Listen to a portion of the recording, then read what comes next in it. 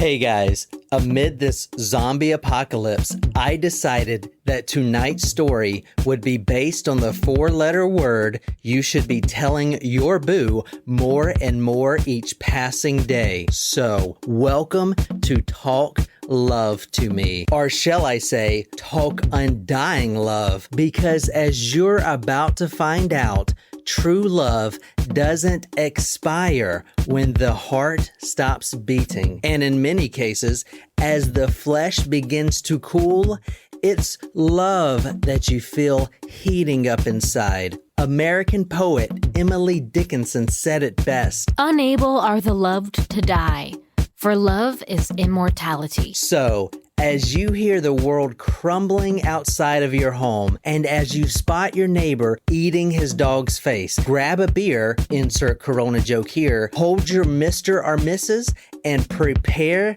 to fall grossly in love.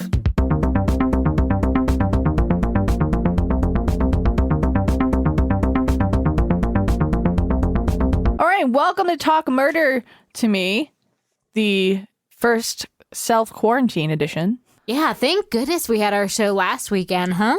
Thanks to everyone who still came out to our Raleigh show. Yeah, it was a great time. Our future shows are postponed temporarily, so we've got a tentative date in May if we are in the clear to do so at that point in time, and that'll be a Charleston show. In our Orlando will be TBD based on when CrimeCon is rescheduled. They have not released any information about that yet. So, yeah. Hopefully we're only going to be down one show. You know, while you guys are listening to this, hopefully you're either in your own car or, you know, in your house. Just be responsible. Even though you might not think it's a big deal, you could easily infect others. So just stay safe out there, guys. Wash your hands. Yeah, and the most important thing is don't panic.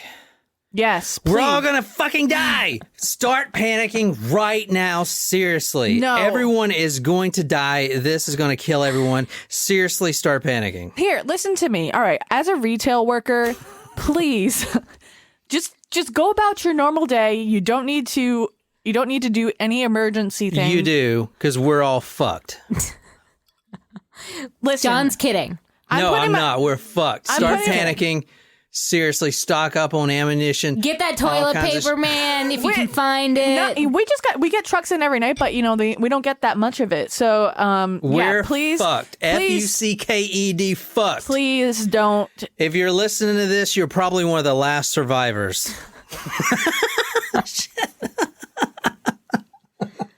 Well, oh my goodness. You know, just think of the people that are putting their life on the line to serve you. Like us. We're podcasting for you guys, for your entertainment. Correct. From our quarantined home, but that's okay. Big shout out to Nicole. Hey, Not Nicole. you. Not you. The other Nicole that joined our Tacos Primo list. She's from Tyler, Texas. Tyler, Texas. Tyler, Texas. So big shout out to you, Nicole. All right. So tonight I wanted to change the mood of the nation. Oh, good. And instead of talking about death and dying and we're all fucked, I want to do a love story. Aw, that's sweet. Are you, you're getting in the mood for the wedding then? Our wedding, which will hopefully be now less than 50 people based on the CDC guidelines. Or less than 10 based on the recommendations of others. Yeah, it won't be less than 10. Come at your own risk. To start out, I want both of you guys to tell me what true love is, and then we'll take a shot. What do you think true love is? True love. I wouldn't know. I think true love is finding someone who is your best friend, who you can tolerate. This is like more what you would say. That is what I say. I think it's about finding your best friend who you can be your true self with and really not give a shit. That's what I think love. That's what my dad used to always tell me. I don't want to say tolerate. You say the word tolerate. I don't think it's tolerate. I think it's being your best friend and being yourself at the same time. You just need to find someone that you can put up with until you're dead. And I believe that. That makes total fucking sense to me. So you can put up with me until you're dead? Yeah, I can put up with you for at least 60 years. like I said, I guess I don't really know, but I would imagine my idea of a true love is similar to Nicole, like someone who everything just comes naturally. Like you don't have to try. Like I'm not saying that love is easy, because there are probably times where, like, you know, it's not. Like, you know, it's true love when you're just comfortable, like, being with them.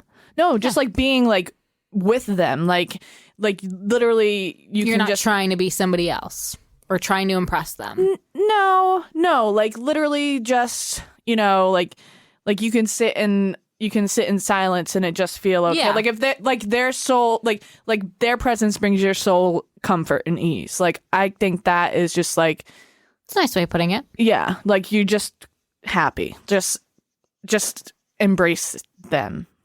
Well, I personally don't believe love exists. I think it's Here just we a bunch go. of neurological responses in your brain. Well, even if And that's what all the leading scientists also believe, and it's kind of proven, you know, because love is an emotion, just like greed and anything else. All right, so who is this hot piece of ass?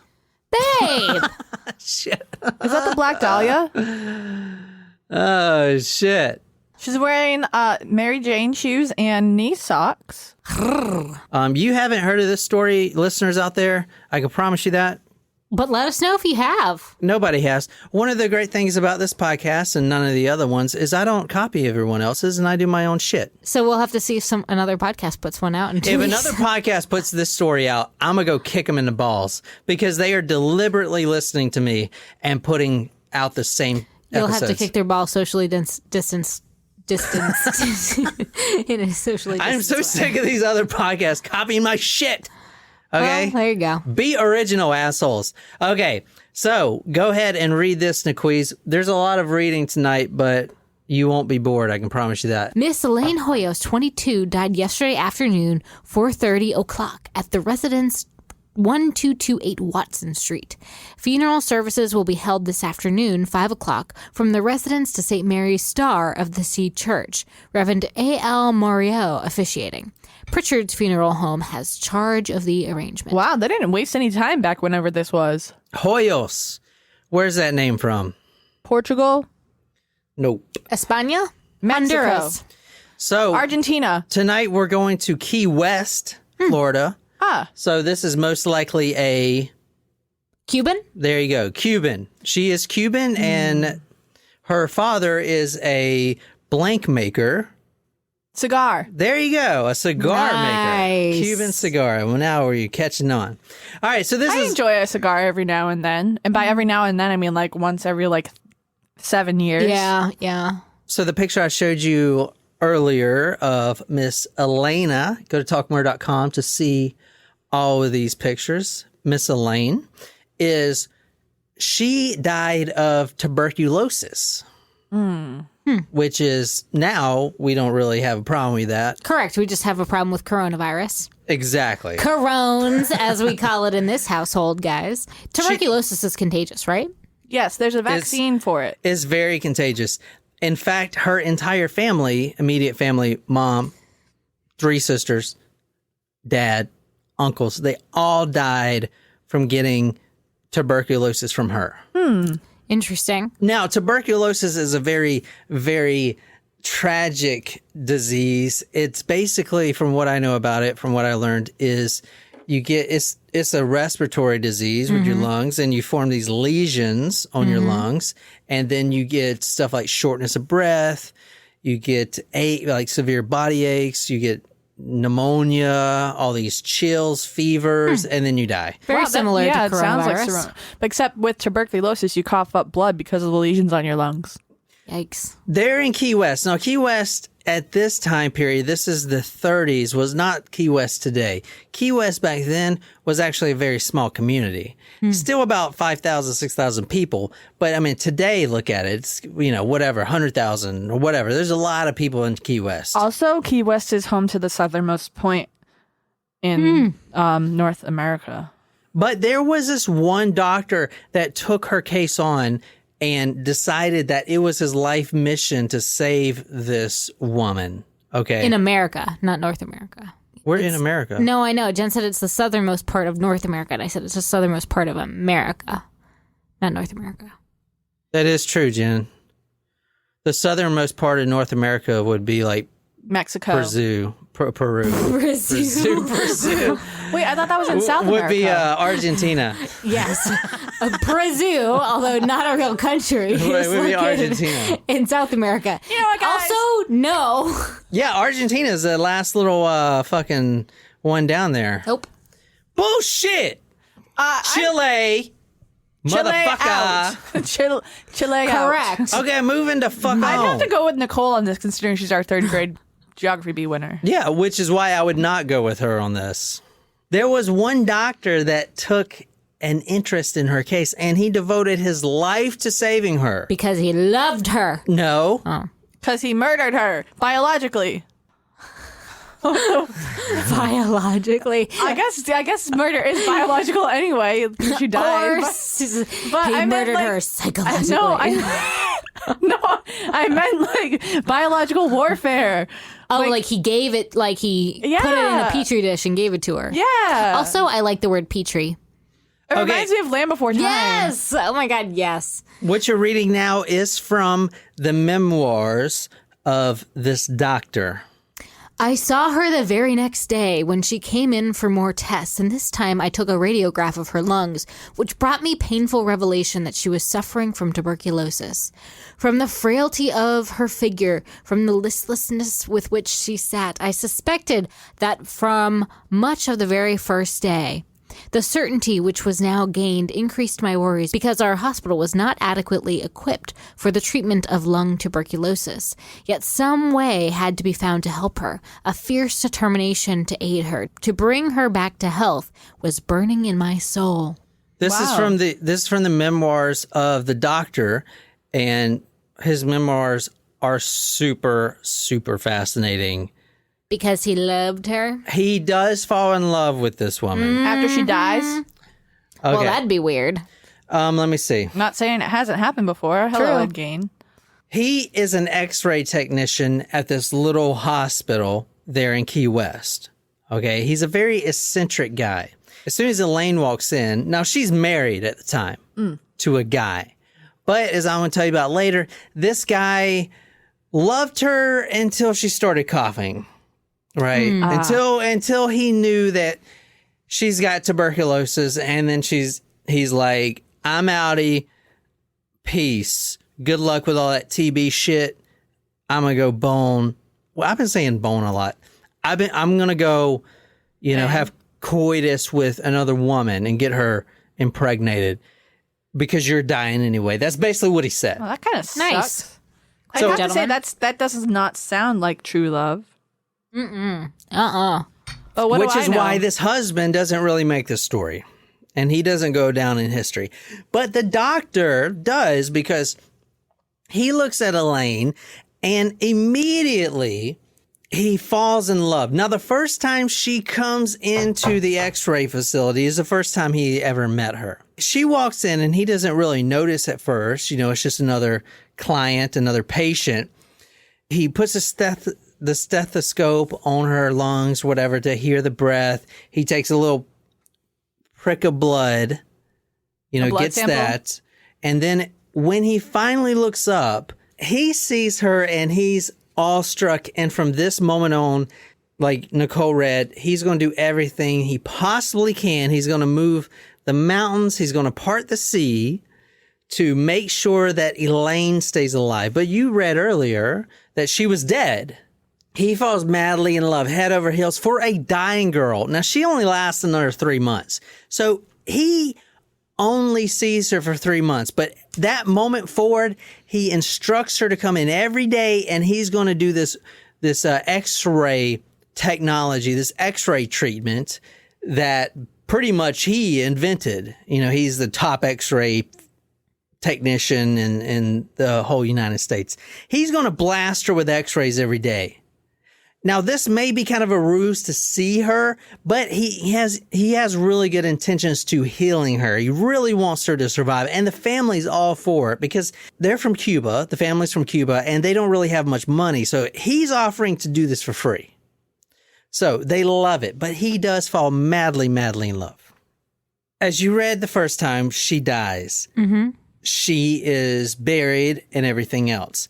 But this doctor still cannot get her out of his mind. Oh, boy. And he starts visiting the grave every night. Okay.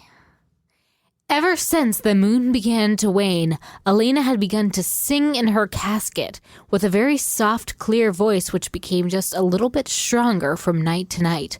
It was always the same old Spanish song about a lover who opens the grave of his dead bride. He could distinctly hear and understand its every word. This always lasted for no longer than perhaps 10 minutes, and then she fell silent as if expecting me to speak. Darling, I would say, very soon now the moon will change. But let me stop you. Do that accent again. But he's very, very German. The instead of the. Very, very German. Go ahead, his name Jen. is Karl Tanzler. Actually, his name is Count von Tanzler. He is the most German person you'd ever see. Hans and Franz. There you go. Okay, Jen. You got that. This is him. What, Jen? Wait, so this old dude, he has really tiny feet. Oh my goodness. Look at how tiny his feet are. They're really unproportional to his hands because he has big hands, but tiny feet.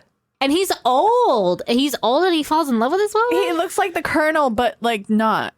So he's Very very Skinny tan. version of the He is actually Colonel. from Dresden, Germany, which I'm going to go into. Now, this Elaine, let me back up, is 22 years old when she dies, and he is 50. I was going to say, he looks Yeah. like 60 in this. Well, he's 52, probably. Go ahead. Now, in your German accent, let's take some drinks. Darling, I would say. very soon now the moon will change. The hour. That's not German at all. That's That's like close. No, it's good. It's more like Dracula, but he is a count. that's us. That's two. Very soon now the moon will change. The hour approaches when I shall take you home with me. I will clean and wash you, and I will put you on your bridal dress with veil and crown and all. Thus, as my bride, you will stay with me forever. All right. That was like German That was with good. India. That was good. Indian. Yeah, that was was not good. German. I don't have a good German accent. Okay, so for 18 months, she's buried. And he every hears her night singing. goes and visits the grave, and he talks to her because he just had the love of his life that's already married. Who we knew for 3 months, but okay. She's Wait a already second. married. Wait a second. So I was too busy trying to like talk in a German accent, and I wasn't really comprehending the words that I was reading. I will clean you and wash you and put on your bridal dress. Yeah. Oh, yeah. Oh shit! This is like Dennis Nielsen, but Yep. German version. He has to dig her out of the grave. At least Dennis Nielsen just put the victims Yeah, he's under like the Ed Gein floorboards. and this dude compared. combined. 18 No, more like Ed Gein because Ed Gein took them out of the graves too. 18 months go by. He's still every night, like clockwork. He's at the cemetery in Key West, and there's no one there. It's a cemetery, and at the time, there's hardly no graves there. They're all spread out. So he's there every night talking to his beautiful Elaine. Grieving and like going to the grave is one thing, but like I don't know. Yeah, digging it up is takes it to a whole nother level. I'm not saying he's going to dig it up. What Well, the fuck? What do y'all he- think this is? Thereafter, he began striking up conversations with Elena. It was rumored that he even installed a telephone so he could call Elena when the weather was too bad for one of his personal visits. However, such times were rare. Almost every night he came to see her, her faithful lover, her everlasting suitor. Did he just like stick the cord in the ground and was like, all right, He put a we go. a landline in her grave. He opens the grave and puts a phone in there, and it's like, if I ever can't make it, I'm gonna call you, and we're gonna have dead phone sex. he Probably used to sounded a lot call like me this. on my cell It phone. probably sounded a lot like this. Yeah. Oh, God. Oh, sir. Faster, Babe. harder. I'm too dry. Babe. There was a line. He saw it. He crossed it. You made a decision to cross that line. You saw it and were like, nope, I'm just going to cross it anyway. The rumble of distant thunder was a fitting percussive note for what was about to transpire. Do you love me, Carlos? Putting his mouth to the valve, he replies, Elena, why would you say such a thing? You do still love me, don't you, Carlos? Of course I love you. Why would I visit you? You sound like the Cookie Monster. Of course I love you. Why would I visit you night after night? Tell me then, Carlos, am I really dead? No, Elena, you are not dead. Your body is asleep. Your spirit is dreaming.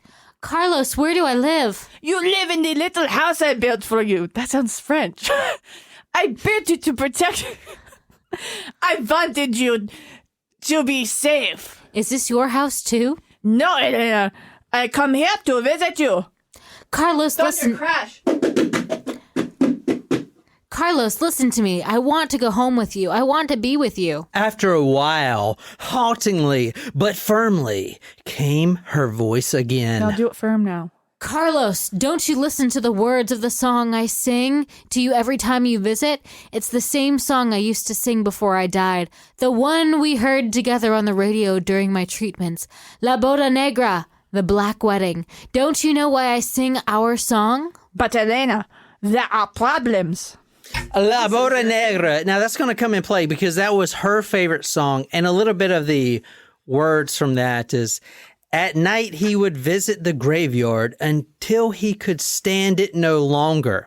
Rescuing her from the grave, he placed her on a bed of flowers and then, before taking his own life, recited his wedding vows with his dead lover. Let's scoot back a little bit. Now this is kind of building up to the story, but before she died, he actually proposed his love to her. You remember, he's spending his entire life right now trying to get her better, and he proposes multiple times. Her 21st birthday approached. I had high hopes now that she would accept me as her suitor, as she had allowed me to buy the ring. I brought it over that day, hidden in a bouquet of roses. I also brought cakes and wine, and we had a wonderful day together. Elena, I can give you so much more than someone your age. I can give you my science, my experience, my capacity to save your life. All this and more, I will give you my undying love. Hey, I need to point this out because you said that, kind of reminded me. Tonight, we're reading from a book called Undying Love from Ben Harrison. But everything that you see in bold that you guys are going to read is from his personal memoirs, the doctor's personal memoirs, which I can embed a link there on talkmurder.com. She gave a little laugh and joked, "You're going to fly me in your plane with no wings?" She had offended the doctor. I can build things. I'm building a high-power, high-frequency unit with ray equipment. Surely I can build things so we can fly away together. I can fly you above the atmosphere where the ultraviolet rays from space will surely cure you. It was then that he learned that Elena may not be ignorant of her real condition. Elena's beautiful face took on a lot of pain. "Carl, I think I'm dying." No! Don't believe that. You're not going to heaven yet. But don't worry. If you die, I'll take you into my arms. The good Lord will bring us both to heaven. Bring me my fan, please, Carlos. I used it when we danced, when I was able. When I danced at my wedding. Carl, I'm frightened. Elena! Forget about him! You were meant to be with me. It's our destiny. What Carl did to enable him to visit was buy his way back into Elena's life. In return, she allowed him to treat her and, naturally, examine her as a doctor must. Electricity, the unlikely third corner of a love triangle, consummated the extraordinary attachment what this physician had for his patient. It was after one of the treatments that Carl, in his memoirs, claimed that Elena initiated a wedding of sorts. If I must die, all I can leave you is my body, for I am only a sick girl. So I can't marry you while I'm sick, but will you take care of my body after I'm dead, won't you? I promised I would, and it was the most sacred promise which I ever made in life.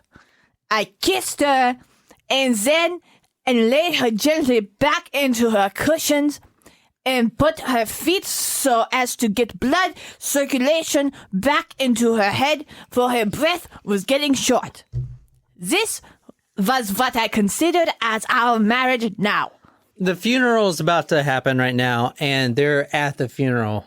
At the very last moment, when the coffin was about to be closed, and everybody was out of the room, I took a letter from my breast pocket and put it under Elena's dress on her breast.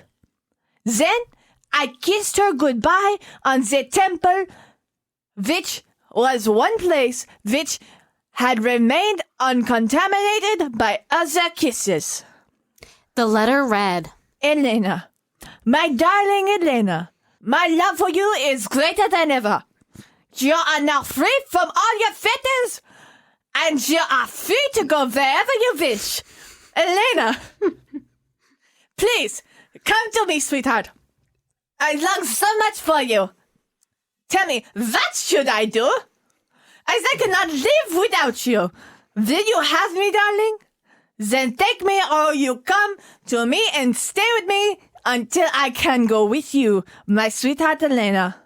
Your own Carl. Let's go in right quick and talk about the characters before we go any further. So like I said, this is Elena right here. Go talkmore.com to see these lovely, lovely couple. it's a very mismatched couple, I'll give you that. Yeah, a little bit about her background.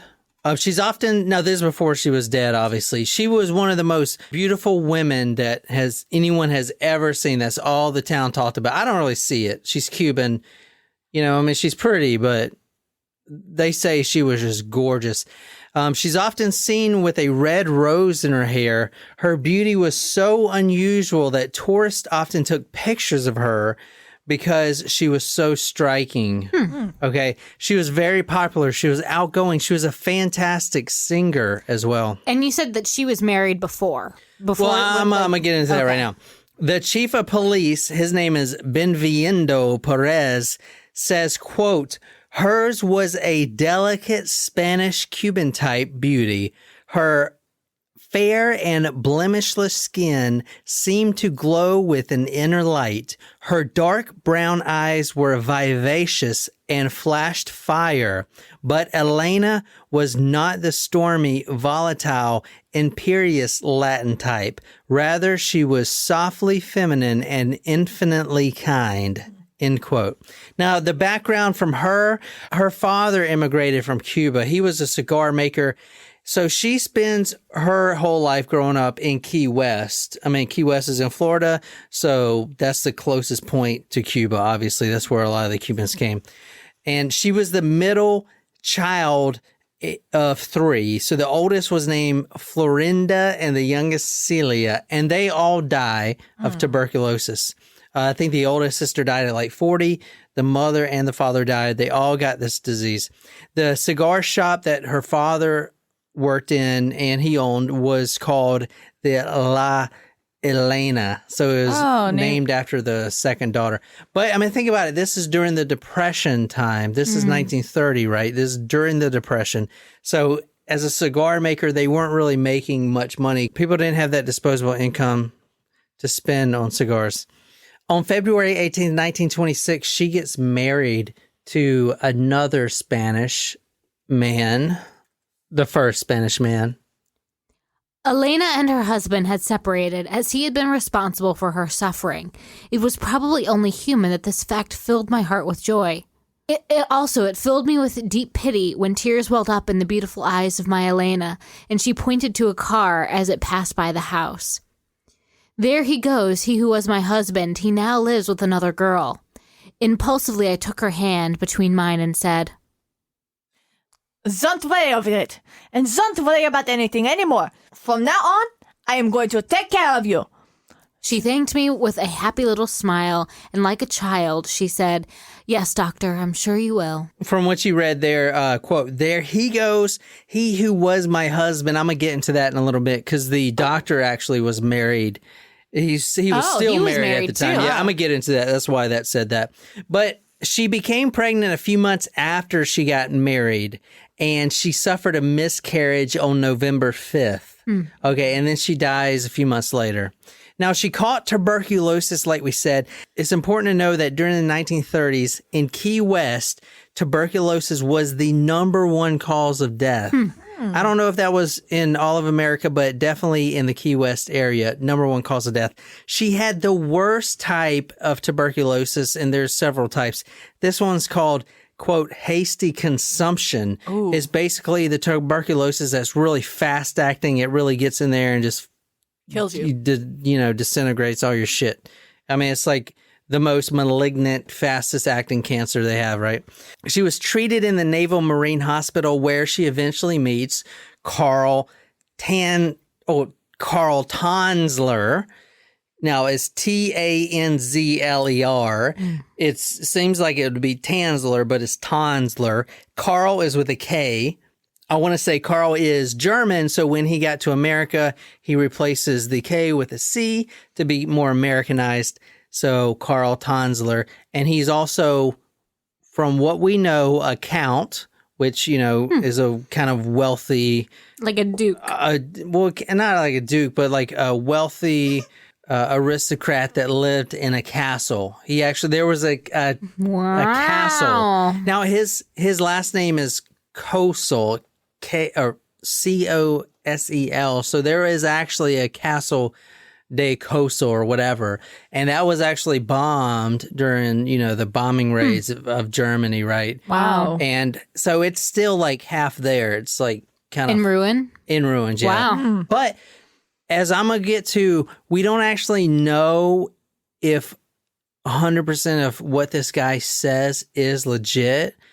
This is going to be really important. We don't actually know if that's his real name. Okay? Oh. Exactly. So we don't really know. But there's a couple things we do know, which we'll get to. Is he even a doctor? Is he even a count? In the middle of my routine work, I received a call from the head office to go and take a blood test from a young senorita who, as an outpatient, had come for an examination. I had hardly looked at the patient as I entered the room. The first thing I noticed of her personality as I bent down to take a drop of blood from one of her fingertips, rather than one of her ears, which were too exquisitely lovely to mar, was that her hand was unusually small, its long tapering fingers the loveliest I had ever seen. As the needle struck, the hand twitched a little, and it was then that from my kneeling position I raised my head for the first time to say, "I'm very sorry to have caused you pain. Forgive me, please." Her face had been hidden by her hand, so I had hardly seen it as I first entered the room, but now she withdrew her hand to answer me as I looked into a face of unearthly beauty, the face of the bride which had been promised to me by my ancestor 40 years before. I was so thunderstruck I hardly heard her saying, "It didn't hurt much, excuse my nervousness." Her voice was soft and sweet and childlike. It reminded me of a mockingbird's song in the spring. She spoke with a Spanish accent, yet her English was cultured and quite good. Having performed the duty for which I had been called, I had no excuse to stay any longer in the room. Feeling very shaky, I arose and, much too confused to say anything, I merely bowed myself out, not knowing whether I was walking or dreaming. Okay, so that is from his memoirs. Now, I want to say, when you read... quote, "the face of the bride which had been promised to me by my ancestor 40 years before." So he was in his castle growing up, and he actually had a vision or like a hallucination, or maybe it was a real paranormal angel or whatever, a guardian angel, whatever, came up to him and showed him the face of Elena these 40 years later, the exact same face. That's from what he says, I mean, you can't really go 100% off this guy, right? Because he's fucking out of his mind. But he claims that he saw Elena's face 40 years before she was even born. Or, 20 years before she was even born or whatever. Now, let's move on real quick, and I'll jump back a little bit. to Karl Tanzler. Who is this guy? Tanzler. Born January 12th, 1877 in Dresden, Germany. On February 6, 1926, he left Dresden with his wife and his young child. He was 50 years old when he left. His wife was 25. So, yeah, in this story right here, he's 60 something. I mean, he's getting older, right? Especially for that time. He left his young wife, Doris, and his small daughters behind. He went to live with his sister in Zephyr Hills, Florida, which is close to Key West. Once he was settled, then the family followed him because he's married. Keep in mind. I mean, she's very young, 25, and he's 50, but they're still married. Apparently, he was from noble birth, but this cannot be substantiated. No one knows anything about this guy. He's very enigmatic. But if he was born from a noble birth, this is the facts that we know. He carried a pocket watch that he used often, and it was engraved with the words, quote, Count von Kosel from, like, you know, this is to Count von Kosel from the Tsar of Russia. Ooh, Okay. wow. So you got to be pretty hot shit to get that. Especially because at that time, was that Tsar Nicholas around that time or shortly before that? Oh, Like when he was young? I think it would have been. Yeah, because wasn't he the last Tsar? I think so. But also a family member that survived apparently was from his family. Now, no one knows any facts about this guy, so this may not even be a real It's Yeah, just I mean, family you whatever could have he's got telling it from people. like an antique shop. A family member says he's making it all up, but no one even knows if it's his real family member. Trust me, we do know a few things about this guy for certain, but what he claims, we don't know for sure. Now, the family did come to America in 1927, and if you want to read this. Mrs. Tanzler in her passport picture was a handsome lady, and the two children were adorable. They looked like a happy family full of expectations on their way to meet their father, Karl Tanzler, to begin a new and exciting life in a prosperous new land. You don't hear that word Handsome for a woman. for a woman. Yeah, I wonder like what's the difference between like a beautiful lady versus a handsome lady, like if they use different terms for levels of beauty. Like, you know, like a small, medium, or large for sizes of like drinks or something. After the wife got to America, they had an argument and Karl walks out. Now, from Karl's words, from later in his memoirs, he claims that she pulled a gun on him and actually fired. And that was like his last, I'm done. But we don't know if that's true. We don't know anything he says is true. Okay. Convenient. Well, we do not. Well, there's certain things we do know that can be proven. Okay. But the things, his past, his history, his real name. So we don't know if he's really a count. No, we don't know if he's a count or not. He could have been a pauper. Yeah. For all we know. We don't know I that. mean, I would probably do the same if I was moving to a country. Yes, I am Duchess Louisa, you know, like whatever. But after a domestic argument, he walks out leaving his wife and his children. The true reason for him leaving is actually not known. What we do know about this guy is he is a genius, a straight genius. And you'll see later in the story why I say that. Nobody questions his IQ and his smarts. He's very science-minded. He actually worked as an X-ray technician in America. Now, he goes by doctor, but no one can even prove that he has a doctorate degree. My boyish interests were entirely concentrated on electricity, on chemical experiments, and on flying machines, astronomy, in fact, all phenomena of the universe. Engrossed in science after science, I took, at the age of 24, final degrees as a Master of Arts in medicine, in philosophy, mathematics, physics, chemistry, etc., having passed 9 different examinations beside the SM. He has 9 different degrees. I'm gonna just call some bullshit on that. You call bullshit now, but just wait. He actually may have been a German soldier. And the reason we think this is because up until the day he died, he was receiving a pension, even though no one knew what it was from. Okay, but he was receiving a pension. So maybe he was a German soldier. Von Kossel reportedly told Dr. Avlon Foraker that he had been an officer in the German submarine division. According to several people, including Tom Hambright, historian at the Monroe County Library, Von Kossel received a monthly check that he picked up at the post office. Its mysterious source adds to the questions surrounding his past. It could have been a pension for his military service. Or it could have been a letter from a pen pal in prison. You never know. He claims the pension was not for military service. He claims that it was from a machine shop that he opened and owned in Germany. Now, this is most likely not true, but it was purchased from him, but not for like a lump sum. It was purchased from a monthly stipend. Okay. Now, that's in no way the truth. I mean, that's really far-fetched. This doesn't make any sense. All this stuff. Well, the fact that he's talking to a dead woman doesn't really make sense. No. He's not talking to a dead woman. He is writing this in his memoirs. This is what he's saying about his life. And a lot of it just can't be true. But didn't he install a telephone into the coffin? How do you install a telephone into the ground, Jen? I know, but I guess, I don't know. He studied Hindu. Now, a Brahmin, which is what he was really interested in, is a member of the priestly Hindu caste system. The Webster Dictionary defines the term Brahmin as, quote, the supreme and eternal essence or spirit of the universe. Now, that's what he was. If you want to label religion on him, that would be it, the Hinduism.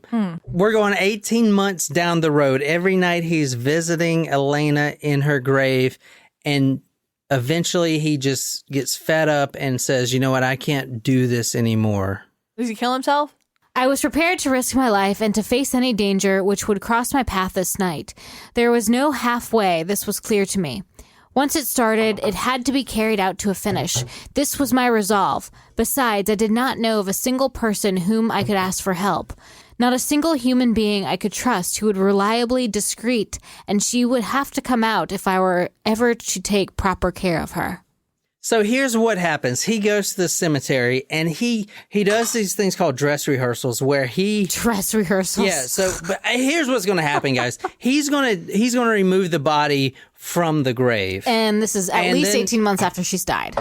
Huh? He's doing this 18 months after she has died. Okay, let me break this story for you so you really get into it before we start this. I'm just saying, she badly decomposed at this point. At 18 months, he's been visiting every night, and if he can't visit, he's got the phone in the casket. Now, I expect you to do this if I go first. Now, no, I'm saying, but you don't really install, like, it's not a functioning telephone. I understand that. It was a functioning telephone. What? No, it's not. How does he pick up? Yeah. It just rings. Just listen to the story. Listen, I'm going to get you guys in the story fully right now. I think I'm going to tell you the overview of the story. The memoirs are written from a psychiatric ward. I'm going to tell you the overview of the story to get you guys fully involved in it so you can, you don't have to think about it. You can really dive into the psychology of this guy. All right. After 18 months of visiting his love of his life, the one that he's devoted to forever, he decides to take her body back to his house. It was discovered that he was residing with this body roughly 9 years later. No. So I'm going to go over of how he kept the body looking so hot. What? There you go. That is her. Oh, I was reading about this the other day. Not this story, not like the details, but I saw that picture the other day. Yes. Oh, yeah. Oh, my God. She literally looks like a plastic mannequin. Where are her arms? She does not look like that. Where's her hair? The rest of her hair? She's wearing a kimono. Is she like paper mache? You know, like it doesn't. I mean, that's not her skin, right? Yeah. Oh my God. Are those her real eyes? Are those glass eyes? Those are glass eyes. Yeah, they're fake eyes. Oh my God. So literally, as she's like falling apart, he's just replacing her with stuff. Like how? Like if she just doesn't look. I mean, obviously, doesn't look. You're not supposed to look normal after being dead for 9 years, but. Oh my God. So what year did she die again? I'm trying to think what 9 years later. 1931. So this is 1940. Yeah, it was 1940. Holy shit. How?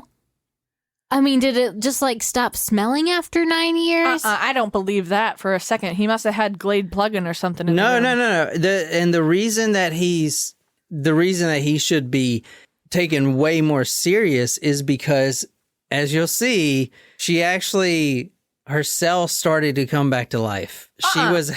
Yeah. No. Oh my God, this reminded me so much of that one show that we were watching. Hold on. What was it? What was the show? The Australian Netflix show? Huh? What was that show? So you're telling me that if we're dead for 9 years, but someone is like caring for our dead body, that we're going to come back to life?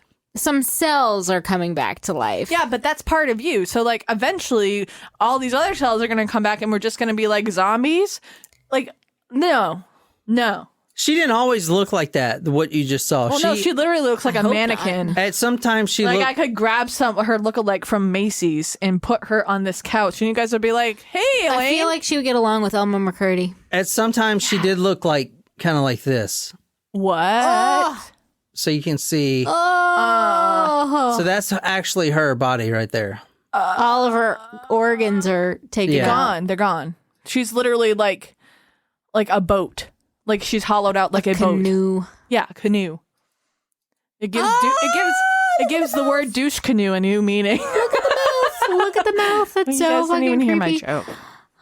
Did you hear my joke? Yes, Oh, I this heard is you. the most No one creepiest laughed at one. it. Look at the eyes on this one. Just watch her eyes.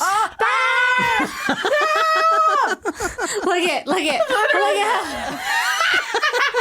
It looks like the googly eyes. I wonder if they are. Look, it looks just like Stella's googly eye. Oh my that God, one right weird. there. That was 9 years later she looked like that. 9 years. Wow. Well, damn. We need to get whatever she was using for age regeneration. All right, don't you guys want to know how she looks like that 9 years later? Sure do. Yeah, please tell. You're going to see this in a minute, but Oh boy. he is a science-minded person and an engineer, and he actually built a plane. Now, it's probably a scrap metal plane, and Like an airplane? an airplane, yeah. It was called the airship. That's what he called it. Now, it would never work because you'll see the wheels are just fucking ridiculous. I'll show you right now. Go talkmurder.com to see this. But you'll hear this a lot. He talks about flying Elena, his true love, away in the airship, and they'll go to heaven in this airship. This is the airship right here. You see, like, It look looks at the like wheels. a cartoon. You know what it looks like? It's literally Like, this would never fly. Like, look at the wheels. What's that show? Looks like a tank. There's a show that has the airplane cartoon. Like it was like a kids TV show. Like kind of like a Thomas the Tank kind of thing. So it was look- it was along those lines, but Yeah. there was a name for it, and I can't think of the name. Someone, tacos, please, like answer that question. I can't think of it. this is the airship that she rested in because He wouldn't keep her in the house. now I forgot to mention this, but when she died at 18 months, remember when he was visiting her grave, he actually built a mausoleum for her and everything. He was actually staying at her parents' house, which they hated each other. Yeah. But he just wanted to be in her bed, so he What can a smell her Freak. and everything. No, all right, you said No. what a freak. No. I'm sorry, but if he's so old, he's probably Okay, older than listen, her Can't own you listen just parents. like ask her parents what kind of perfume she wore Just and listen spray it to on me. your own damn just pillow? listen to me. But you say he's a freak. I read all his memoirs and everything else. I want you guys to walk away from this story as seeing him not as a freak, but someone who was deeply devoted and would do anything. The book is actually called Undying Love. It's okay, you're dead, but I can still, let you live the best life ever. We can still be happy, Here's the thing. Sorry. There's a difference between being devoted and obsessed. And it crosses that line of between being doting and like caring to creepy. No, it doesn't. This guy's not creepy. Go ahead. Obsessed. Everything went fine. I arrived at the hospital grounds where the plane was without incident. This part of the hospital grounds, being beyond the morgue, was quite deserted evenings. Undisturbed, I now had moved my beloved into the cabin of the plane. She had now taken full possession of it. Come fly with me and be my wife. My heart thy resting plane will be. An old German song Carl Tanzler's mother used to sing to him played over and over in his mind as he stood back and looked at his wonderful airship, which now held his wonderful bride. Von Kossel put his hands together and pulled them to his chest. There was so much more that had to be done. Now, a little bit about how he got the body out. This is really interesting. So he brings a wagon down to the cemetery. It's probably 3 a.m. And he actually manhandles the casket by himself. Now, he's a 60-year-old man, so this is pretty superhuman that he's doing. But he has this long section in his memoirs, and I'm going to read a little bit. Quote, all the cemetery was alive with souls which came out of the graves from all sides, moving and thronging all around us. It was indeed like a festival among the departed. As they moved up on all sides, it was like a great divine wedding march for me taking place.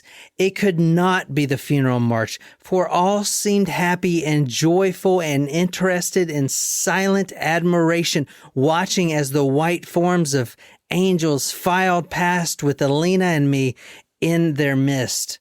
Okay, so he's talking about these spirits were just all around the cemetery, kind of cheering that, you know, the reason I'm saying this is because it's not like he, and you're going to see this, it's not like he drug her up from the grave and then defiled her corpse or whatever, which, you know, a lot of people say he would, but you'll see the amount of care and love and passion and everything else that he devoted to this corpse to keep it looking like that for 9 years.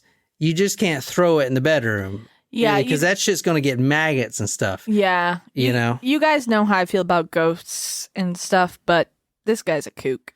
Okay, so the cemetery wall was actually really high up and it was locked. Now he struggled to get the casket over the top of the fence, and he actually pushed it up once and it fell on top of him. Boy. A quote from the book that we're reading, Undying Love: a foul liquid started dripping on his finest clothes. Now, remember, this was 18 months later after she's been in the rain and all this stuff. What kind of liquid could be coming out of her? Well, it's probably just like green pus and decayed, you know, tissue and so the rest of your feces. One question. No, did the cemetery not realize that her body had been dug up? All right, so here's the answer to that. So he was obsessed with her from the get-go, and everyone knew it. He actually built a mausoleum for her with his bare hands, and I'll show you a picture right now, right after she died, okay? That's nice, I guess. This is the mausoleum. So, and he would go there every day and every night and sit in there. Now, the reason he built this is so she wouldn't get the rain and the elements in her casket. Now, I want to say this outer door that you're seeing right here, go to talkmurder.com to see, it was locked by 3 different padlocks. Her casket was actually locked by 50 different padlocks, every one of them having a different key.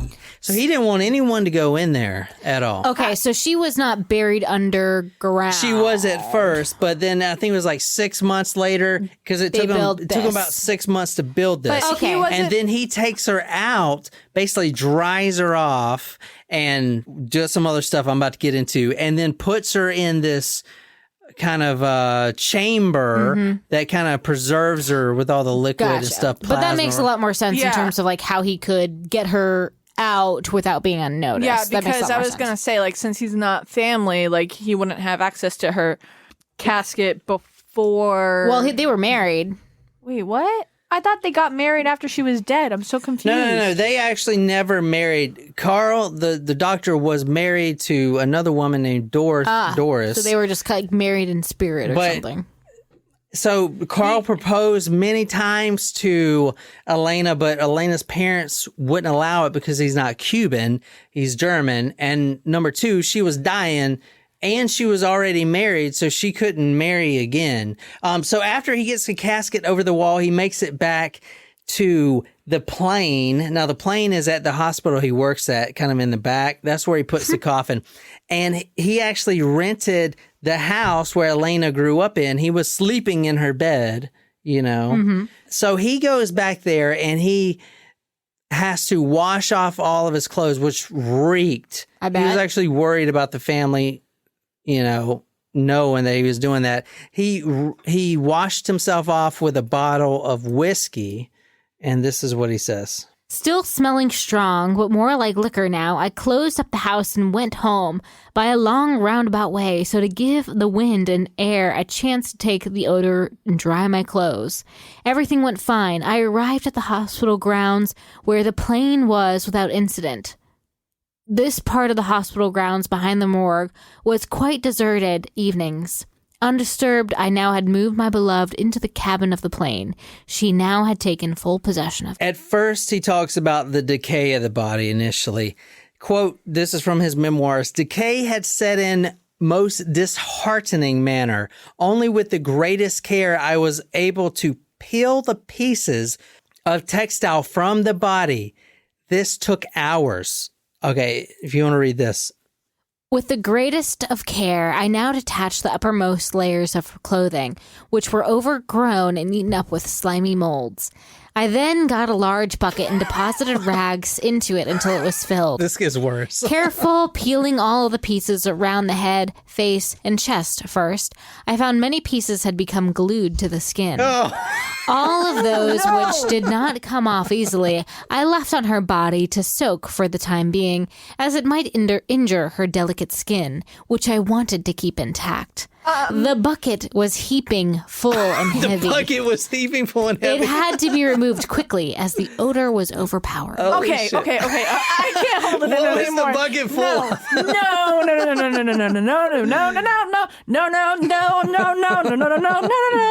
No. Okay, here's my thoughts about this.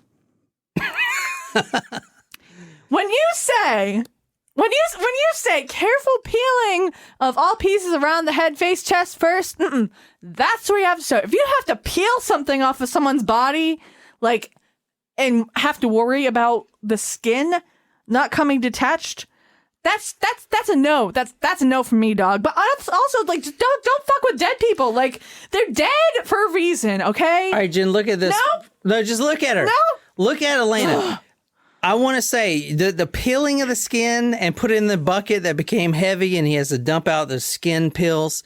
Okay, when the skin actually, because he tried to patch it up at first, but when it finally comes off, because, you know, she's dead for 9 years, he replaces patch by patch with wax. So eventually she just becomes a big wax mannequin. No. We're not, John, we're not talking about foot peel masks here. Madame Tussauds? This is not baby feet that you can buy on Amazon for $6.99, okay? This is a human's skin. I think this is a very romantic story. You are fucked in the head, You then, gonna my do friend. this for me? Actually, I need another drink.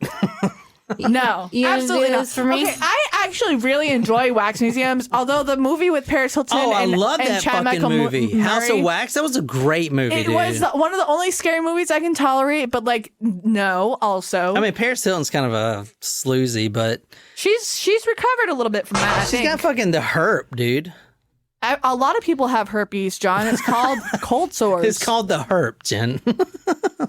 TheHerp.com. Herpes simplex it's a cold sore. A lot of people have them. Owned by TacoCast Media, the herp. But also, no. Like, if you have to, like, pour wax into someone's face to make... They're not Harvey Dent. I'm sorry. I know I Okay, made that- listen. No. Let me tell you about No. the care and the passion he put into having his love by his side. When I say he puts her in an incubation tank, She's not a chicken.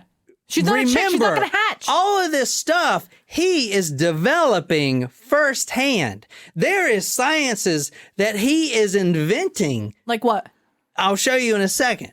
But there is practices that he is doing that has never been done before. For instance, I'm sure. For Yeah, instance, I was gonna say, like, that doesn't shock me. for instance, living in Key West for 9 years with a body and nobody noticed the stench at all. There Right. was no odor. Oh, the How humidity. the fuck does that happen? We do murder stories where 15 days later it's like, oh, there's definitely someone dead back there. You know what I'm saying? Well, he's like, to keep that clearly- under control for 9 To be years. clear, we don't do murder stories here where people smell here. He's talking about, like, in the story. Well, I'm saying. Well, she's clearly taken, like, carved out all of her innards, you know, so that there's no real body left. Their skin. The most important task that he has that I've read many different paragraphs of his memoirs was, how do I say this?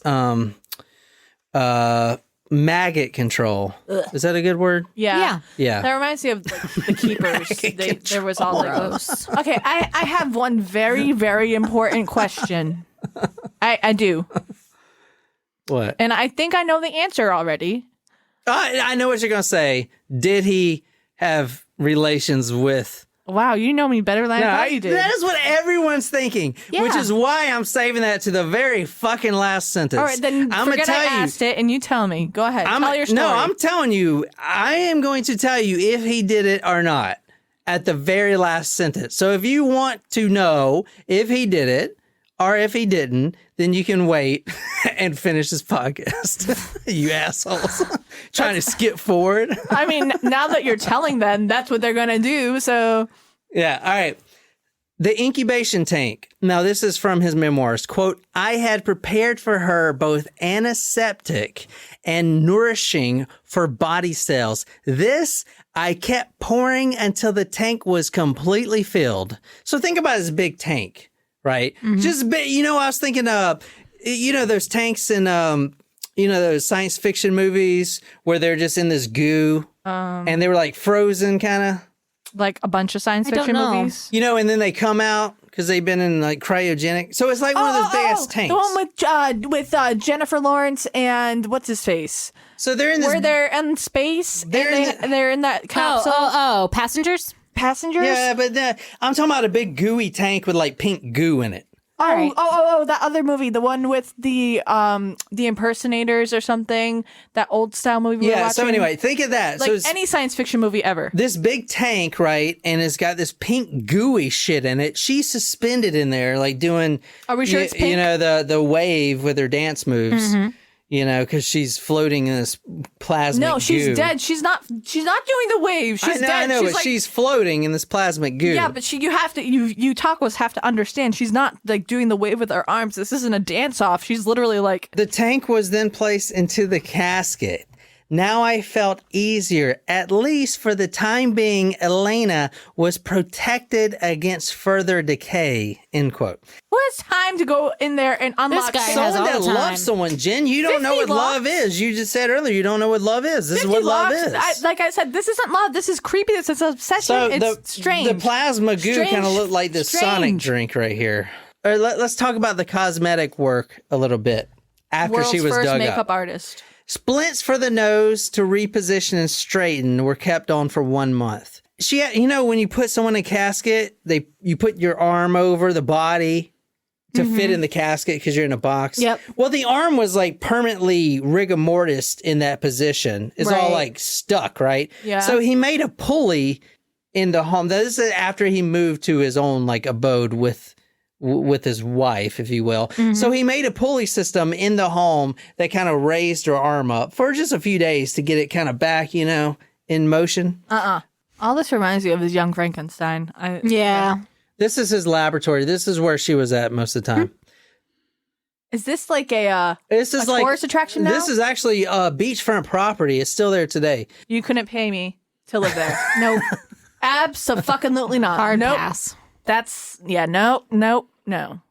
I don't fuck with dead people. I don't fuck with dead people who have been fucked with. Hot solutions were ingested by her, and I'm gonna tell you how he did that in a minute. You can, Into her body to preserve her intestinal tract. A death mask, now this is important, a death mask out of plaster was made pretty soon after she was deceased to remain her facial features, right? I mean, her face you're looking at right now, if you go to talkmurder.com, that face is a death mask. That's not actually her. It's her face, but that's plaster, that face, right? So that's a death mask. That's what they call a death mask. And he made a few of those. Okay, now keep in mind the family didn't know he was doing this at all, but he would every day, I mean, I'm talking about all day long, when he wasn't working, is he would infuse like vitamins into her and try to get that cell regeneration going. And also for the hair, because also the hair falls out, obviously. He actually used real hair, her real hair, if you want to read this. So he was like the modern day Dr. Leonard before Dr. Leonard was Dr. Leonard? Don't you believe it, Mother? I'll take good care of her. I'll not permit her body to decay. And if in the grave Elena should lose her hair, I'll buy new hair and put it back on her hand. Don't do that, said the mother. Don't use other people's hair. Put her own back. I have some which she cut off a year ago. Wait, so like the parents are helping him with this stuff now? No. Like I said, the parents actually didn't know. Okay, this was like, this was right when she died. That's where he got the hair from. This was like this is okay. Him grieving. They thought he was grieving. He was going to, As I said, the wax, as each piece of skin fell off, and it couldn't be regrown or whatever, he would just put wax over it to replace it. The bones were actually held together by piano wire, which is pretty clever. Let me see. This must have taken out. There's a lot of bones in this. I thought body. he was like a well-to-do X-ray technologist. When does he have the time to do this? Right?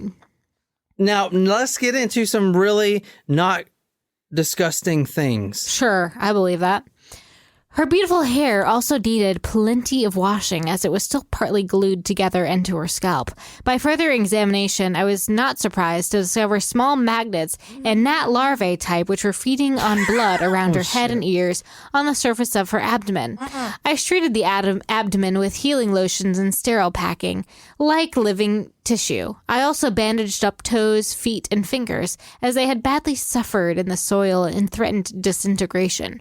I moistened these bandages with formalin to arrest further decay for the present. There was no more danger of deterioration except from the insects, which I had kept away with double screens. In an airtight metal container, the gases exhaled by the body are not carried off by diffusion, but accumulate and condense into liquid form. This corrosive liquid attacks the body tissues as well as the metal container, except under proper laboratory conditions where the gases are carried away by pumping apparatus. So he developed his own pumping apparatuses and everything else. He really did take really good care of her. And like I said, the main part of this was trying to get her to stop decaying so much. Now he talks about mummification. Mummification had partly set in. This, however, is not beyond resurrection. The revival of the dried-up cells merely consumes, and I never gave up hope while I have a will. Now I began mixing plasma solutions in different quantities, adjusting, testing, cooling, and heating elements.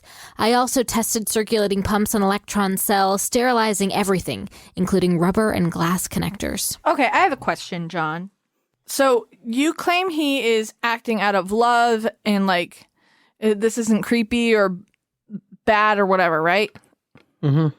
But you also claimed that the doctors in the Japanese story that we did went way too far to try to keep that guy alive. Well, they were doing it for the knowledge of medical science. This guy is doing it because he loves her and wants to bring her back. Also, she's dead, so she doesn't feel any pain, I guess. No. Well, you're about to read something. This is what blew my mind about this story. She actually, I know she's dead. I get it. But she actually started to come back to life. Her cells actually started regenerating, which is fucking crazy. It's fucking nuts. But pumping that much vitamins and nutrients into a body that is dead, supposedly the cells jumpstart again and start reproducing. I'm just saying, it's not like she's going to come back to life. No. But to this she's guy, like half wax if you read his memoirs, a lot of stuff I didn't put in here is him talking and them having conversations with each other, Well, that's not real. actually happening. Is it?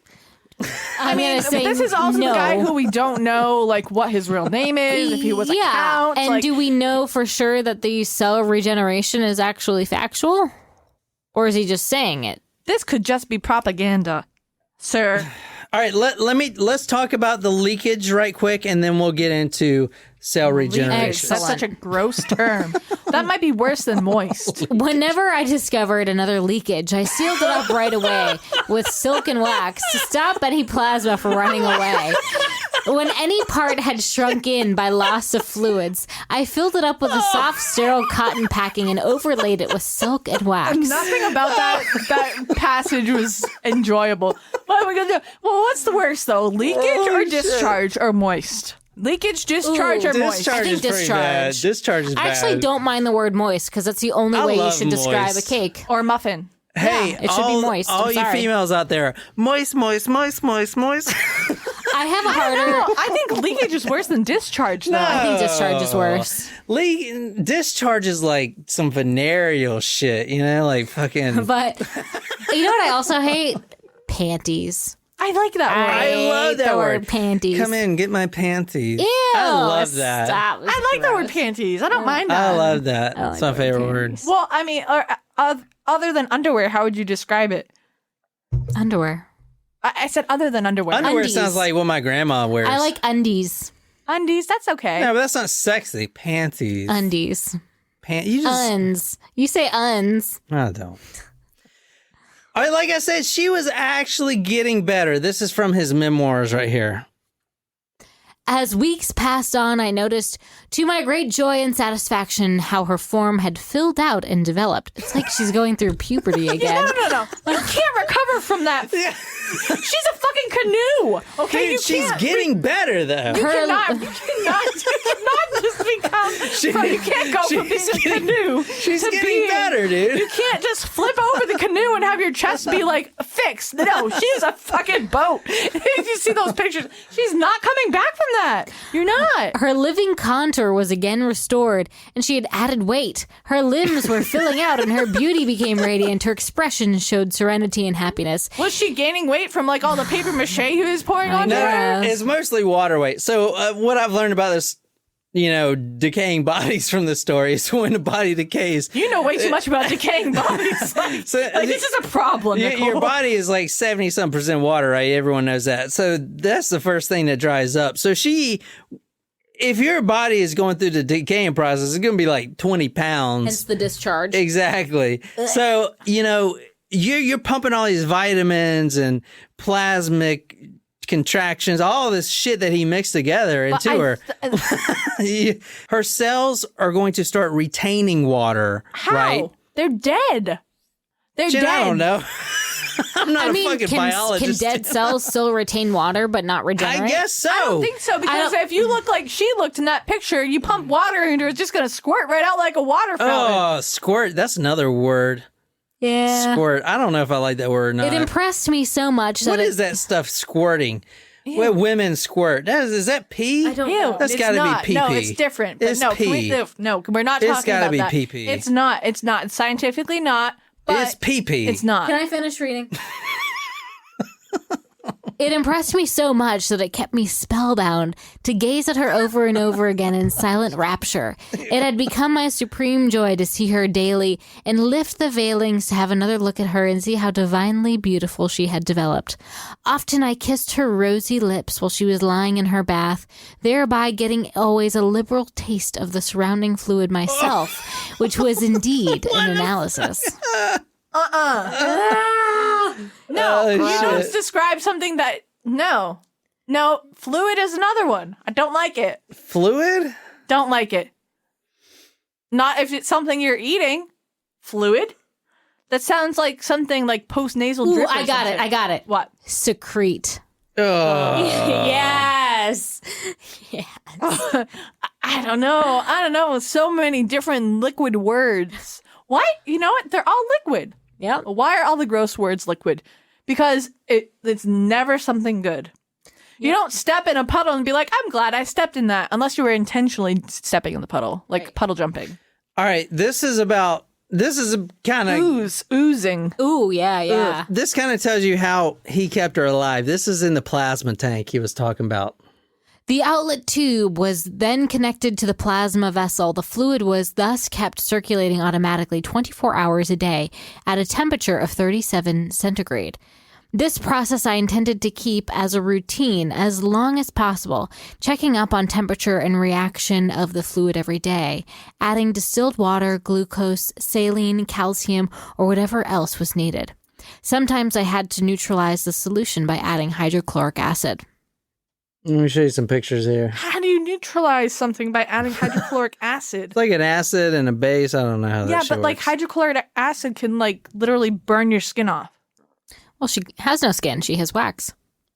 $5. I bet you I could go to Old Navy, grab one of those mannequins, put them in her place, and he wouldn't even know the fucking difference. He loved Anyone this want- girl. You want to take a bet? He would just know that when he kissed her, there were no secretions oozing out. I'm proud of you for getting both of them in there, though. Remember how I Nailed told it. you about the vitamins that... Yeah, what vitamins is she on? Okay, so now this is the only reason he did this was to ensure that the vitamins went to the correct spot. That's the only reason he did this. But he would swish the vitamins around in his own mouth, and then he would lock lips with her and kind of like push like, the vitamins down her throat. You can't baby bird into a dead person. No. No. Let me tell you about their Christmas dinner. I already have an idea, and I already want to know. I want you to skip this part of the story. Because if it has anything to do with him carving a ham, cutting it into tiny pieces, chewing it, and regurgitating it into her mouth, you can just skip it. I'm all set. But thanks. There was a small bottle of Rhine wine on the table, another Christmas gift. I opened the bottle and filled one glass, raising it with a prayer to our God for his blessing. I drank half of it and drew the other half into my mouth. Lifting her veils again, I pressed my lips firmly against hers, which were open just a little. Thus, slowly, I forced the wine into her mouth, the air from my lungs. So this is July 1936, so this is like 5 or 6 years in. Quote, as I looked at her, I noticed the fingers of her right hand moving and taking her hand in mine. Oh, please. I felt it's called fucking hallucinating at this point, dude. Can I ask you what kind of vitamins he was taking? Are you sure it wasn't like LSD or something? They were having Was conversations he the whole like time. drinking diesel Yeah, gas sure. from his airplane or what? Because this is not. He says, I felt how relaxed and soft it became again. Immediately thereafter, her whole arm lifted itself up and her hand pressed firmly against my face and lips as she used to do when alive so that I could kiss it. When I kissed her hand, she opened her eyes and looked at me intently. Then turning herself on With her her googly side eyes. toward me, she attempted to get up. I was fully awake and became alarmed, fearing that she would collapse and fall, so I spoke to her quietly. God bless you, Elena. I'm so happy you awakened from your long sleep. Question. I have a question. She opened her eyes that were removed and they were her glass eyes now that were already staring at him. And she could see out of her glass eyes. And she could talk with her tongue that was probably all like dried up and disgusting. And like, no, I'm sorry. So I'm going to say that there was a negative ghostwriter on truthiness of her cells regenerating, period. All right, so obviously the rumor mill in the town is going off. And here's how he kind of got caught, because He like this couldn't keep guy his mouth shut. no, he was a what do you call it, recluse. He Okay. was a hermit. Well, I can believe it. And everyone knew he was eccentric, but everyone kind of stayed away from him. But the rumors started flying because he would buy a lot of soap, a lot of jewelry, Was he buying it from Correggio? and quote, an enormous amount of eau de cologne, basically cologne to mask the smell, you know? So, Smell. If she was alive, she clearly wouldn't be smelling. tell me, what do you guys think? I mean, this guy, all right, here's how he got caught. The sister, which eventually died of tuberculosis, went to the mausoleum where the body was supposed to be buried and demanded it to be opened because the rumor mill's flying and she wanted to see the body herself, and he refused. So the whole town got involved in it. And so he goes up to her, the sister, and is like, listen, just come to my house. We'll talk it over. And then I'll go and lock the casket and you can see your sister. Well, she comes to the house and then he leads her upstairs. And then he kills her. No, he didn't kill her. And then on the bed, this picture right here, because she wasn't in a tube at this time. This is actually what she saw, the exact picture, actually, what she saw. This is her in a wedding dress on his bed. That is fucking creepy. She would be on the bed like every night. They would sleep together, stuff like that. In her wedding dress that he bought for her. That is incredibly creepy. I know that I'm going to see that image in my dreams. I know, tonight. like that is seriously fucking. Please, I can't. I can't look away. My body is my eyes are telling me no. No, my body's telling me no, but my eyes, That's a better picture. eyes are telling me yes. That's a better picture. No. It looks like the Crypt Keeper. Let me blow that up for you, Nicole. She Look at her looks like face. a Crypt Keeper. Look at her eye. Her glass eye. Look at her. Man. I'm sorry. Like, That's a nice wedding dress, though. yeah, Nicole, you're looking. You already got your dress, didn't you? I She did. looks like she's from the crypt, literally. Yes. Maybe I don't know. Maybe because she was. Like, is that a thing? Oh my god. Well, believe that picture. I mean, I So do what is understand her hair looked longer in that picture. So if they're regenerating her cells, it's probably from her hair. Well, I realized later her hair is like up in this one. Like, see, that's a little like handkerchief. It's got her hair like up in a little bun Where? in that one. Oh, okay. I know, so, but yeah, it still looks, yeah. Looks like Wait, it's so chopped what off did to the side. sister do? Well, it got out, and then the town, this was a international media storm. Not that he wanted it to be, but it's the fucking craziest He thing should you've have ever thought about fucking that. heard. So anyway, let me read this one last thing. I titled this True Love. I can't remember what this says, but this is from his memoirs. My angel was pure despite the mud and slimy rags in which she had been lying for so many months, and I heard a soft voice speak to my ear, "Now you will love me no more, will you?" These words cut into my heart like an arrow. They set me on fire with sacred love for her. I assured her, "Darling, I love you more than ever. If it were not so, I would have taken you to me." Then kissing her dry lips. Did they not have lip balm back then? They had all these vitamins, but they didn't have any fucking Carmex. Are you kidding Put me? some Vaseline on them lips. Nivea or anything? Then kissing her dry lips and breathing deeply into her lungs until her bosom rose, I unpacked her bridal gown and covered her body with it. Long I lay thus, holding her closely to me, living and the dead united in love. The sweetness of this was divine. Never had I dreamt that she had preserved so sweet and intense a love for me after being in the grave for so Okay, long. so you do not think that that's true love. That last paragraph. Absolutely not. Long I lay thus, holding her closely to me. That's love, I'm dude. not The saying he doesn't living love and her. the dead, Okay. united in love. He admits that she was dead. I'm not denying that he doesn't love loved her, but I'm man. also saying that he's fucking crazy. Dude, can fucking, be- that's true love, dude. No, that's it's obsession. fucking crazy. That's not obsession. That's I'd obsession. want you to do that to me if I died tomorrow. I Yeah, won't. not You better gonna happen. keep me in the damn bedroom and I will preserve not. In me the with oxygen plasma tank. and vitamins. Maybe will what not. she'll do is she'll put that oxygen right up your butthole so Keep that up- you get it. You better keep all the slime molds off of me. Yeah, no. So, was he arrested for this shit? Like, what happened? Yeah, he was arrested. But what do you guys think? The most important question, because he wasn't charged, because the statute of limitations, right? 7 years. Well, she's been there for 9 years.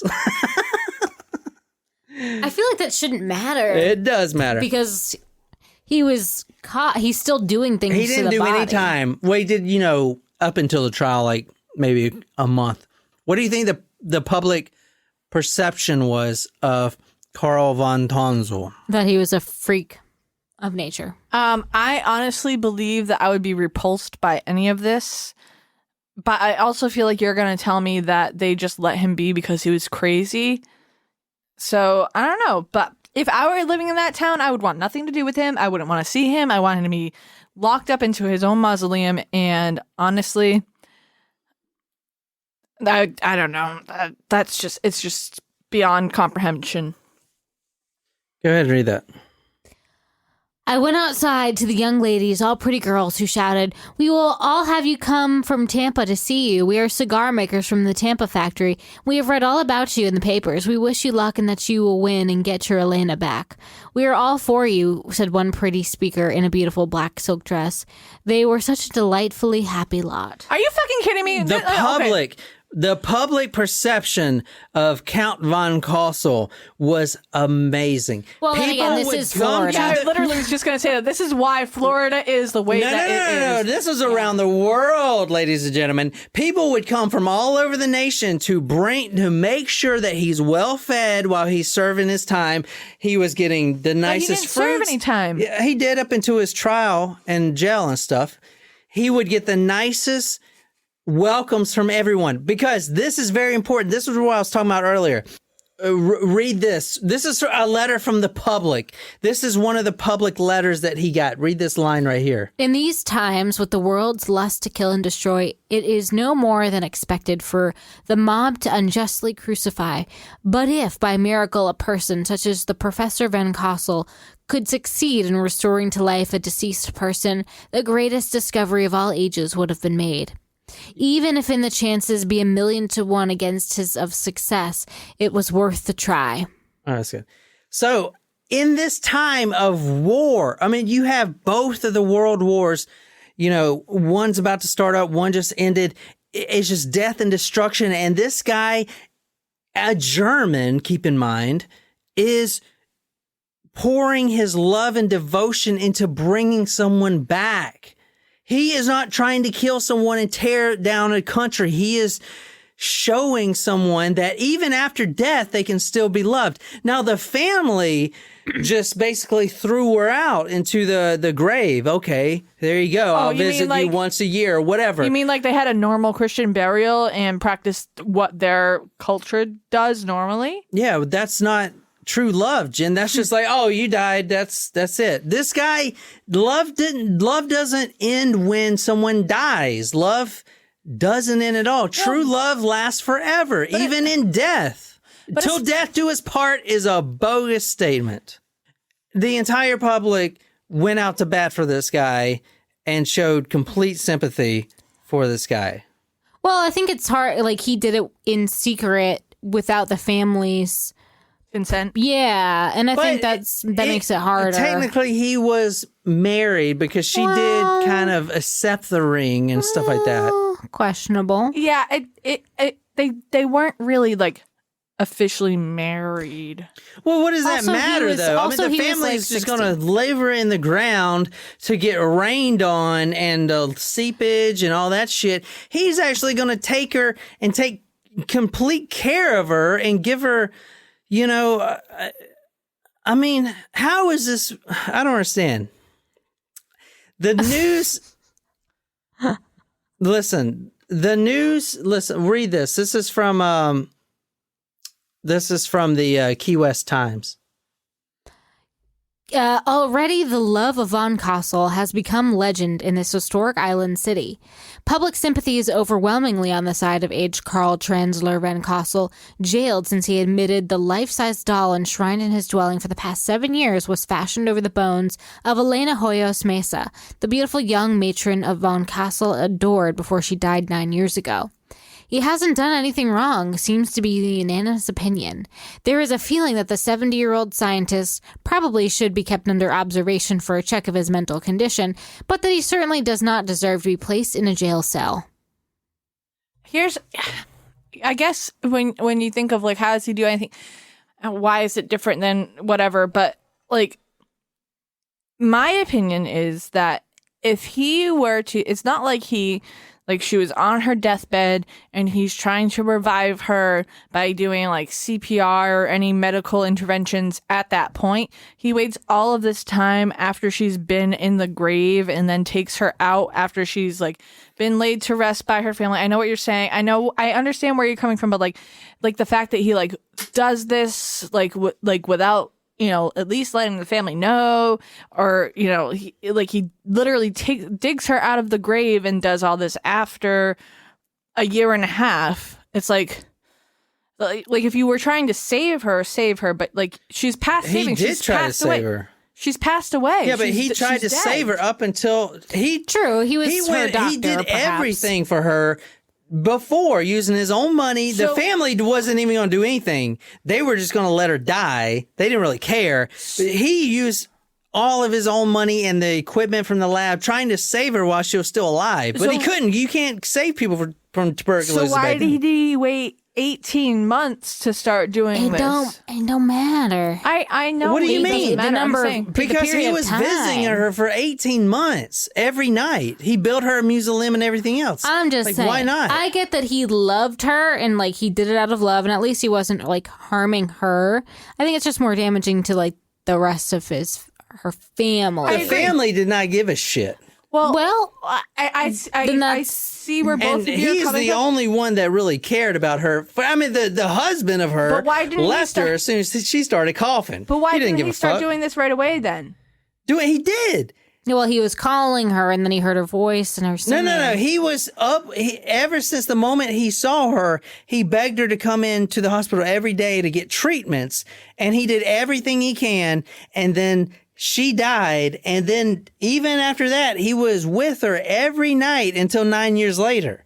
He would go to the graveyard, then she would get all rained in, you know, all the rain and stuff would fall. So he built her a mausoleum, and then he housed her in there. And then after 18 months, he took her to his home and took amazing care of her. I mean, that's a mummy that has been 9 years. No, I mean, most of 9 years, you'd be bones. You wouldn't look like that. You'd be bones. You'd be bones after 3 months. Most of that isn't just her though. Like most of it is bones, and then he has the mask, the plaster. I'm saying a lot of it is her though. Okay, you get rained on after 18 months. You're like, I'm gonna build you a mausoleum and take you out of the ground. All right, I'll even draw the line there, so you're not getting rained on. There, done. Kaput, done. But then you take me to your home, and then you like try to like revive. It's What's just too wrong much. with that? I don't see. It's just too much. It's done. It's over with. Like you have to move on eventually. No. That's not true love, Jen. That's not true love. I mean, you don't know what true love is. I'll keep that in mind when I'm right. in. You're right. I don't know what true love is. So if I'm wrong, then someone tell me that I'm wrong. If my future soulmate out there wants to tell me that Jen, if you were to die right here at this table, we would keep you embalmed I and wouldn't sitting want on the that. couch with a beer in your hand. I don't. No. I wouldn't want Close. that. You almost had her. You You almost almost had her. had me. I mean, the And beer. we had would me. make the beer. We'd make sure it was a cold beer, so we would switch out the beer every time it got warmed up and make it cold. The only way that could work is if you configured my hand to have the beer always like flowing into my cavern after you remove my organs. There you go. But I wouldn't want that.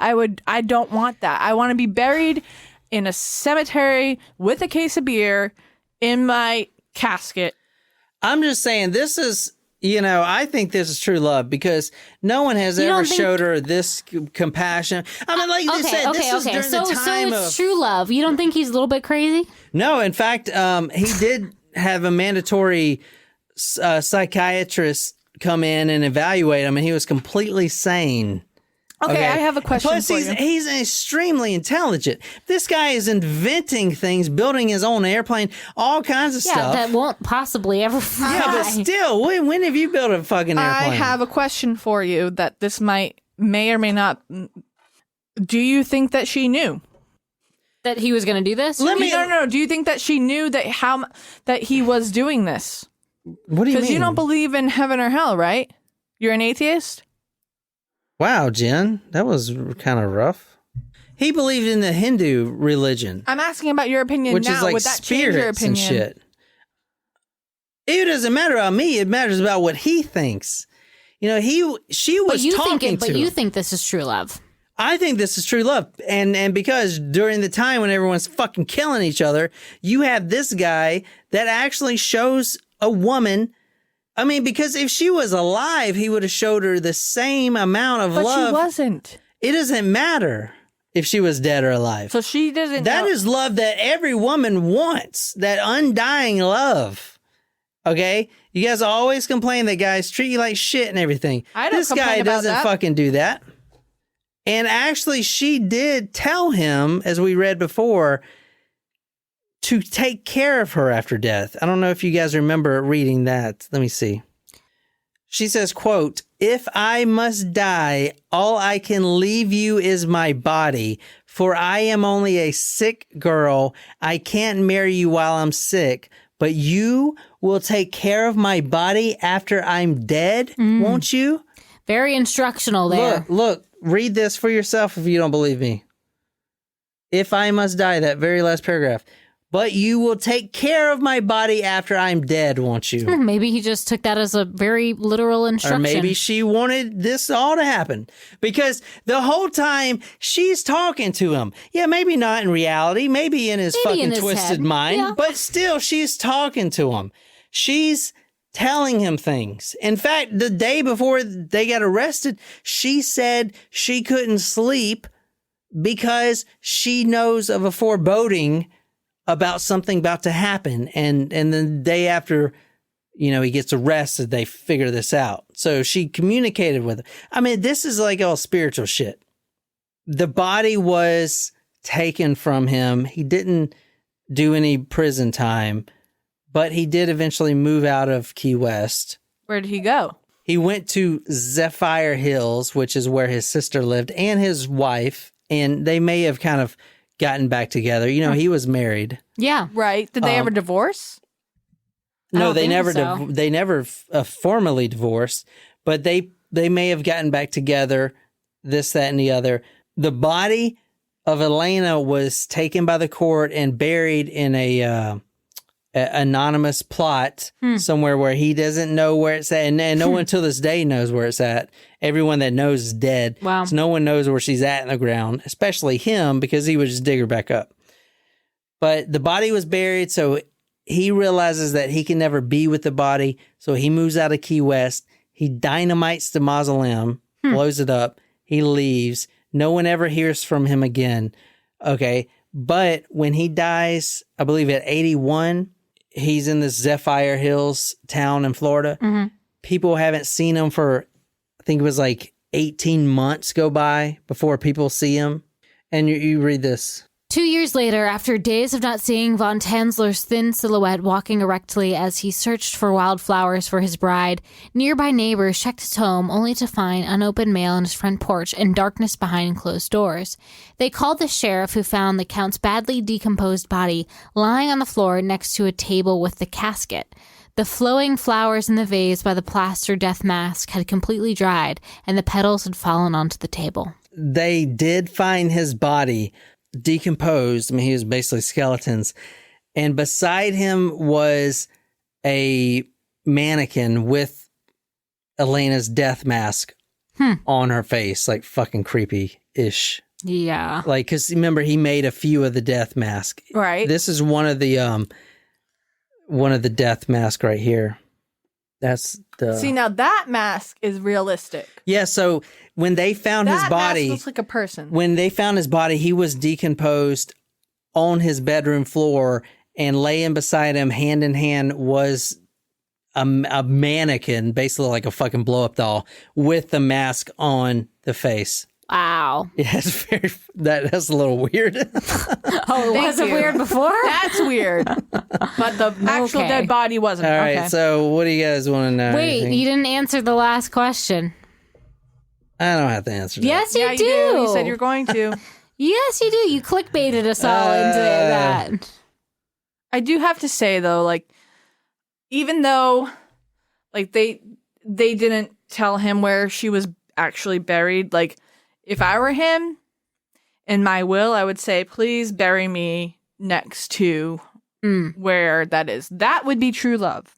Or also, if it was truly loving, he would say, after I die, please try to revive me by using these methods because I think that's what true love is.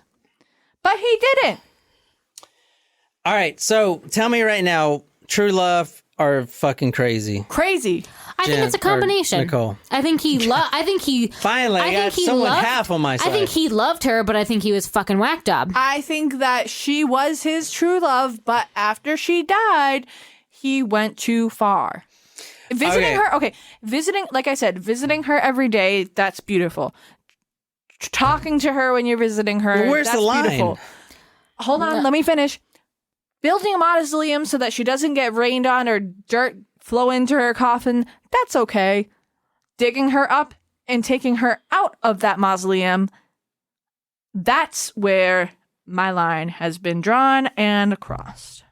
So, John, did he consummate his marriage? Yeah, because they got married after death. So how they never really got married. But, yeah, that's what I'm saying. Yeah. But I'm saying, you know. All right, here you go, Nicole. This is the moment we've all been waiting for. This is from... This is from His memoirs? This is from the pathologist, the one that did the autopsy. Now, this didn't come out in court. This only came out after he was dead. So, here you go. One can only wonder. The breasts really felt real. In the vaginal area, I found a tube wide enough to permit sexual intercourse. At the bottom of the tube was cotton, and in the examination of the cotton, I found there was sperm. Then I knew we were dealing with a sexual pervert. He was fucking her. Well, if you didn't know that already, then you've listened way too far. If you guys enjoyed this episode, be sure to hit that subscribe button on whatever podcasting app you use. If you like the story, follow us on social media, Facebook, Twitter, Instagram. If you're absolutely obsessed with this podcast and want to become our Elena, go talkmurder.com/join, become a Talk Us Supremo, get a badass t-shirt, sticker, swag, a lot of love, shout it out all over the place. Tell me what story you want me to do. Our research dedicated to you on Talk Murder podcast. My name is John, here with Count Von Dozel and Nicole. And until next time. Come fly with me and be my wife.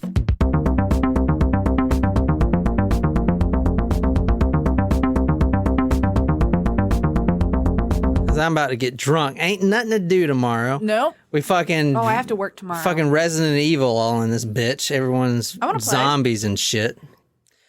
As soon as he's... Chin, I make you drink more. John. Just like open up another beer. You're the reason I drink. Half of it. Probably. Corona. Corones. Hold on. Fucking birds. How about that, birds, bitch? Ha! Fuck. I hope that makes it into the bloopers. Clearly, no. Those are the cheapest fucking headphones ever, too.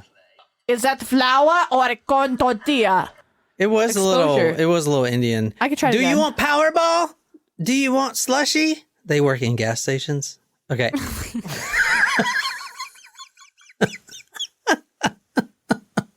You should please cut that. No, I'm gonna leave it in because I don't give a fuck. Put it in the bloopers. No, fuck that blue. I'm thinking about Apu from The Simpsons.